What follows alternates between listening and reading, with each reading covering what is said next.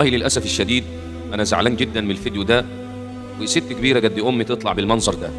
لا ده أسلوب حضاري ولا ده يليق بيها وبمكانتها. والله لو أنا ما في بيتي جنيه فضة، أقسم بالله كان بيعدّي عليّا أيام ما بيبقى في بيتي أنا جنيه فضة، وأروح أشتغل عند الناس. استحالة إن أنا أجيب أمي أو أجيب حد نعمل حاجة زي كده، حرام اتقي الله.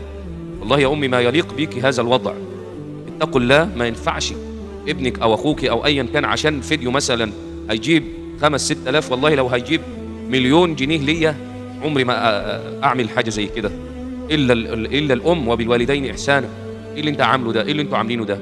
حتى لو أمك رضيت أنت ما ترضاش، والله لو الفيديو هيجيب ملايين. أنا حزين، حزين والله جدًا على الفيديو ده وعلى المشهد ده. لا يليق هذا الوضع بِكِ يا أماه. ما ينفعش يا جماعة، اتقوا الله والله العظيم. وأي فلوس هتكسبها من الحاجات ديّة، أنت ما بتعملش فيديو هادف أو حاجة إن أنت تقدم معلومة نافعة، فلوسها مش هتلاقي فيها بركة غير المرض والهم.